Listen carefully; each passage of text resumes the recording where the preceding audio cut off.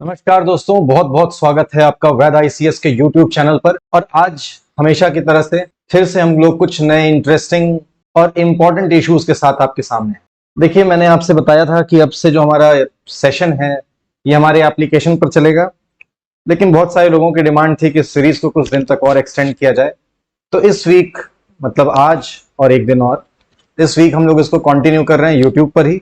तब तक आपके पास मौका है कि हमारा वैद आईसीएस लखनऊ का एंड्रॉयड एप्लीकेशन डाउनलोड कर लें, और जो आईफोन यूजर्स हैं वो ब्राउजर से हमारी वेबसाइट वैद आईसीएस लखनऊ को ब्राउज करके वहां पर आप हमारे इस प्रोग्राम में एनरोल करके अपने आप को रजिस्टर कर सकते हैं, इस प्रोग्राम को देख सकते हैं। और चलिए आज का पहला इशू देखते हैं, और वो है बहुत ही इंपॉर्टेंट। अभी तक बहुत कम लोग हैं इस देश में, इस दुनिया में, जो कि इस इशू से परिचित हैं।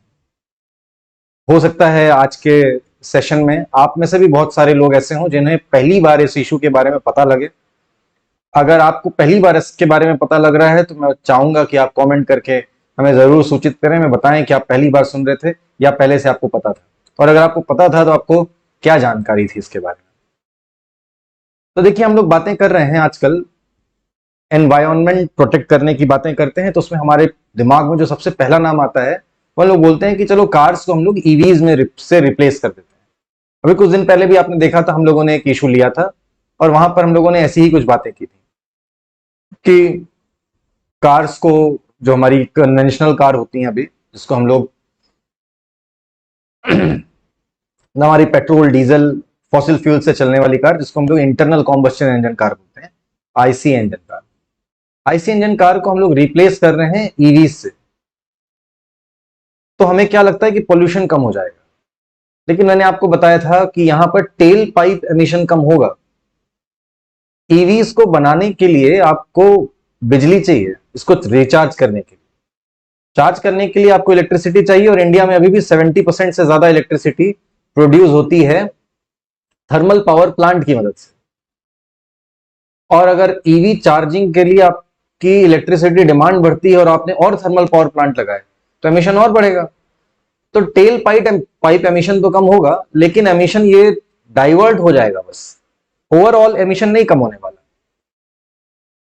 अब मान लीजिए इसका एक सोल्यूशन क्या है कि हम लोग रिन्यूएबल एनर्जी पर खर्च करें, सोलर पावर प्रोड्यूस करें, न्यूक्लियर पावर से बिजली प्रोड्यूस करें। तो फिर ये जो पूरा का पूरा प्रोसेस है वो आपको लगेगा कि हर जगह से पोल्यूशन कम हो गया। ऐसा आपको लग सकता है, यहां पर आपको लग सकता है कि हमारा पॉल्यूशन लेवल इलेक्ट्रिसिटी प्रोडक्शन में, हमारी मोबिलिटी सॉल्यूशंस में, हर जगह पर कम हो गया। लेकिन फिर भी इसमें कुछ जगहों पर ईवी के कारण कुछ जगहों पर पॉल्यूशन होता रहेगा। और वो कौन सी जगह है? पहला है बैटरी मैन्युफैक्चरिंग। बैटरीज को बनाने के लिए, और ये जो बैटरी मैन्युफैक्चरिंग की मैं बात कर रहा हूं, सिर्फ मैन्युफैक्चरिंग प्लांट की बात नहीं कर रहा, पूरे के पूरे बैटरी इकोसिस्टम की बात कर रहा हूं, एंटायर वैल्यू चेन की बात कर रहा हूं, from mining to end product. Battery बनाने में बहुत ज्यादा एमिशन करना पड़ता है। एक तो एमिशन यहां पर हो गया। अब देखिए, मैं ईवी के लाइफ साइकिल एमिशन की बात कर रहा हूं कि ईवी की जो अपस्केल प्रोडक्ट्स, अपस्ट्रीम प्रोडक्ट्स, उनकी माइनिंग एक्टिविटी से लेकर फाइनल एंड प्रोडक्ट तक कितना लाइफ टाइम एमिशन हो रहा है, उसको अगर हम लोग मॉनिटर करें तो देखिए, जब बैटरी बनती है और उसमें लगने वाले मटेरियल्स की माइनिंग करते हैं, वहां से लेकर बैटरी बनने तक, यहां तक एमिशन होगा। प्लस बैटरी को एक बार जब हमारे काम की नहीं रह जाएगी, आप इसको डिस्पोज ऑफ करेंगे, वहां पर भी टॉक्सिक मटेरियल्स इसके अंदर से निकलेंगे, लैंड पोल्यूशन, वाटर पोल्यूशन और एयर पोल्यूशन भी कर सकते हैं। तो एक तो पोल्यूशन हमारा बैटरी से होगा। लेकिन अगर मान लीजिए किसी तरह से इसको भी क्वालिटी कंट्रोल कर लिया गया, लेकिन एक पोल्यूशन ऐसा है जिसके बारे में हम लोग आज बात करने जा रहे हैं, उसको रोकना बहुत ही ज्यादा मुश्किल है। और वो आज की आपकी आईसी इंजन कार से भी वो पोल्यूशन होता है, लेकिन जनरली हम लोग उसको नेग्लेक्ट करते अभी तक आ रहे थे, पता नहीं था किस प्रकार का भी एक पोल्यूशन है, और वो क्या है? Tyre pollution. देखिए, जब कार चलती है तो उसके पहियों में, जो उसके व्हील्स के ऊपर में चढ़ा हुआ रबड़ का टायर होता है। आप समझ रहे हैं? ये जो पूरी की पूरी व्हील और टायर अलग अलग चीजें होती है। व्हील क्या है? व्हील जो आपकी कार के अंदर में लगा रहता है, आपने देखा होगा एक मेटल का पार्ट, वो स्टील व्हील हो सकता है, वो एलॉय व्हील हो सकता है। जैसे कि अगर मैं इस डायग्राम में दिखाऊं आपको, यहां पर आपको ये जो मेटल वाला पार्ट दिख रहा है ये सब व्हील है, इसके ऊपर में जो ये रबड़ वाला पोर्शन है इसको टायर। तो व्हील के ऊपर में टायर चढ़ा हुआ है। जब कार चलती है तो टायर का वियर एंड टियर होता है, टायर का वियर एंड टियर होता है, और वियर एंड टियर होने के कारण टायर से पीएम पार्टिकल्स निकलते हैं, और ये पीएम पार्टिकल्स हवा में सस्पेंडेड रहते हैं और बहुत लंबे समय तक सस्पेंडेड रहते हैं। इनके अगर आप मटेरियल की बात करें, आप देखेंगे इसमें से VOCs भी निकलते हैं, वॉलेटाइल ऑर्गेनिक कंपाउंड्स, जो कि आगे चल के आपके स्मॉग बनाने में हेल्प कर सकते हैं, अभी देखिए एक टेस्ट किया गया एमिशन का कि कितना एमिशन हो रहा है। तो एक टेस्ला मॉडल वाई थी और एक किया नीरो मतलब ये एक आईसी इंजन कार है, और टेस्ला मॉडल वाई मतलब एक ये ईवी है। समझ जाइए कि EV versus IC engine car, internal combustion engine, petrol से चलने वाली कार, इन दोनों का टायर एमिशन, जो टायर वियर एमिशन है, उसको स्टडी की गई, उनका कंपैरिजन किया गया। तो पाया क्या गया कि टेस्ला मॉडल वाई में 26% ज्यादा एमिशन हुआ। अब 26% ज्यादा एमिशन होने का कारण क्या है? पहली बात तो ये देखिए, एक आईसी इंजन कार से एक ईवी ये ज्यादा टॉर्क प्रोड्यूस कर सकती है, ज्यादा पावर प्रोड्यूस कर सकती है, इसका पिकअप ज्यादा हो सकता है। अगर ये ज्यादा पिकअप प्रोड्यूस करेगी, ज्यादा तेज चलेगी, इंस्टेंट पिकअप आएगा, इंस्टेंट पावर मिलेगा, इंस्टेंट टॉर्क मिलेगा, ऐसे में आपको नए प्रकार के टायर्स की जरूरत पड़ेगी जो कि इस ज्यादा लोड को बियर कर सके। और ये जो स्पेशल टाइप के टायर्स बनाए जा रहे हैं ईवी के लिए, इनका वियर एंड टियर, जो टायर वियर पोल्यूशन है, टायर वियर एमिशन है, वो और भी ज्यादा है। आईसी इंजन कार के मुकाबले ईवी के जो स्पेशलाइज्ड टायर्स बनाए जाते हैं, इनका tyre wear emission IC engine car के टायर वियर एमिशन से ज्यादा है। अगर हम लोग इसको सिंपल टर्म्स में टायर वियर एमिशन ना बोल के मैं अगर फिलहाल टायर पोल्यूशन बोलूं, तो आप ये कहेंगे कि आईसी इंजन कार का टायर पोल्यूशन ईवी कार के टायर पोल्यूशन से कम है। तो बड़ी कमाल की बात हो गई। हम लोग एक तरफ तो बात कर रहे हैं कि ईवीज लाएंगे और एमिशन कम करेंगे, ये तो कहीं से भी एमिशन कम होने का नाम ही नहीं ले रहा। टेल पाइप एमिशन जरूर कम हो रहा है, लेकिन दूसरी तरफ से एमिशन कम होता जा रहा है, दूसरी तरफ से एमिशन बढ़ता जा रहा है। ये एमिशन कहां से बढ़ रहा है? ये कभी हम लोग देख रहे हैं कि ये किसी दूसरी जगह से एमिशन हो रहा है, मतलब जहां से इलेक्ट्रिसिटी प्रोड्यूस हो रही है वहां एमिशन हो रहा है। कभी बैटरी मैन्युफैक्चरिंग की उसकी पूरी एंटायर वैल्यू चेन में पोल्यूशन हो रहा है। इन सबको रोक भी लिया तो टायर पोल्यूशन, ये बड़ा एनवायरमेंटल हैजार्ड हमारे लिए बनता जा रहा है। इसके अलावा देखिए, इससे माइक्रो प्लास्टिक्स भी निकल रहे हैं, और ये माइक्रो प्लास्टिक्स निकल के कहां पहुंचते हैं? लैंड पे, कहीं पे सॉइल में गिर जाएंगे, ये एक्वेटिक बॉडीज में पहुंच जाएंगे, वाटर बॉडीज में पहुंच जाएंगे। तो वाटर बॉडीज में पहुंचकर ये एक्वेटिक लाइफ को परेशान करते हैं, उनको हार्म कॉज करते हैं। ये जो हमारे अगर सॉइल में गिर जाएंगे, सॉइल में प्लांट्स में आ जाएंगे, प्लांट्स से हमारे फूड चेन में एंटर कर जाएंगे, फूड चेन को ये पॉइजनस बना सकते हैं। तो ये प्लांट्स और ह्यूमन हेल्थ को आगे चलकर हार्म पहुंचा सकते हैं। तो अगर हमको ओवरऑल अपना कार्बन एमिशन कम करना है, एयर पोल्यूशन कम करना है, सॉइल पोल्यूशन, वाटर पोल्यूशन कम करना है, तो सिर्फ टेल पाइप एमिशन को देखने से ही काम नहीं चलेगा, हमको टायर एमिशन भी देखना पड़ेगा। तब जाकर हम लोग जो हमारी इकोनॉमिक एक्टिविटीज हैं और जो एनवायरमेंटल कंसर्न्स हैं, उन दोनों में हम लोग एक बैलेंस एस्टैब्लिश कर पाएंगे। तो ये बहुत इंपॉर्टेंट है।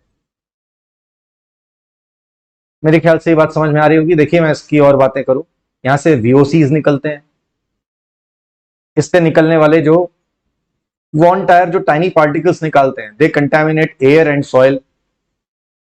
दीज टायर पार्टिकल्स जब वाटर बॉडीज में पहुंचते हैं तो वहां पर माइक्रोप्लास्टिक पोल्यूशन कॉज करते हैं, एक्वेटिक प्लांट्स और एक्वेटिक एनिमल्स की ग्रोथ को हिंडर करते हैं, उनको हार्म पहुंचाते हैं। तो इस तरीके की प्रॉब्लम्स टायर पोल्यूशन के साथ में आ रही है। तो अब क्वेश्चन आता है कि इसका सोल्यूशन क्या है?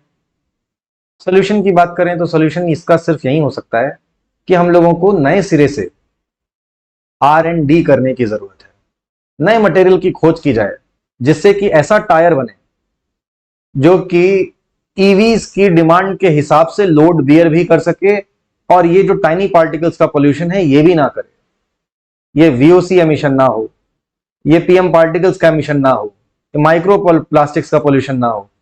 इस पे R&D करने की जरूरत है, ज्यादा इन्वेस्टमेंट करने की जरूरत है।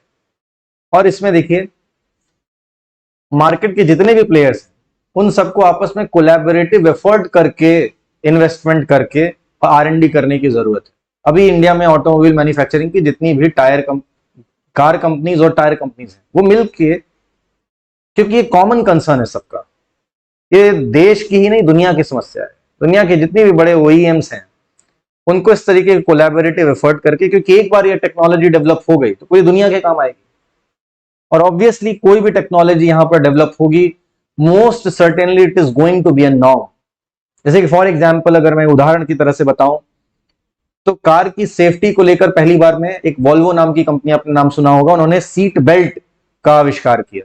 उन्होंने वो इन्वेंशन किया लेकिन पेटेंट नहीं करा, उसको ओपन छोड़ दिया, और आज वो नॉर्म बन चुका है। दुनिया के जितने भी ऑटोमोबाइल OEMs हैं सभी के सभी इसका इस्तेमाल कर रहे हैं। इसी तरह से यहां से जो भी रिसर्च से निकल के चीजें आएंगी, जो भी आउटकम आएगा, most certain it is going to be the industry standard. पूरी दुनिया इसको इस्तेमाल करेगी एमिशन स्टैंडर्ड्स की तरफ से। तो इसलिए कोलैबोरेटिव एफर्ट के साथ में अगर हम लोग इन्वेस्टमेंट तो इन्वेस्टमेंट आसान हो जाएगा, ज्यादा इन्वेस्टमेंट आएगा, बड़े आसानी से इसमें रिसर्च किया जा सकता है। तो फिलहाल रिसर्च ही इसका एकमात्र सोल्यूशन, और कोई सोल्यूशन नहीं। आप इसका क्या सोल्यूशन बनाएंगे? आप बोलेंगे कार बंद कर देंगे, ऐसा तो हो नहीं सकता। आपको एनवायरनमेंट भी बचाना है लेकिन इकोनॉमी भी तो बचानी है। इकोनॉमी चलानी तो कार्स की, ऑटोमोबाइल्स की जरूरत पड़ेगी। तो इसलिए आपके पास में अगर कोई सोल्यूशन है तो सिर्फ यही है कि जितने इंडस्ट्री के स्टेक होल्डर्स हैं उन सबको मिला के कोलैबोरेटिव एफर्ट के साथ में R&D कराई जाए, इन्वेस्टमेंट किया जाए, और वहां से जो टेक्नोलॉजी डेवलप हो उसको नॉर्म बना दिया जाए। यही एकमात्र इसका सोल्यूशन हो सकता है। ठीक, चलिए क्वेश्चन देखिएगा, करने की कोशिश करिएगा।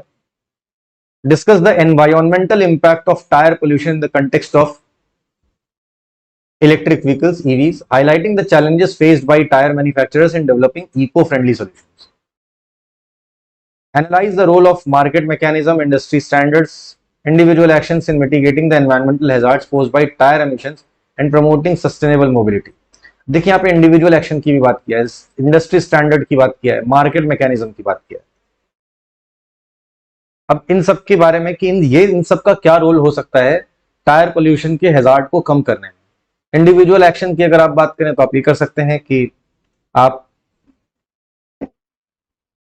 ऑटोमोबाइल का प्रयोग कम से कम करेंगे तो आप सिर्फ लॉन्ग डिस्टेंस जर्नीज के लिए करेंगे, जो मिसयूज होता है। आपको छोटी सी दूरी तय करनी है, आपने फिर भी कार निकाल ली।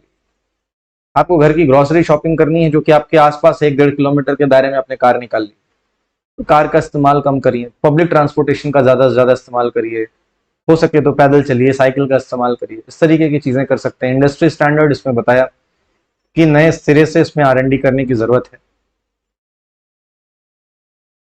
इसमें मार्केट का भी बड़ा रोल है।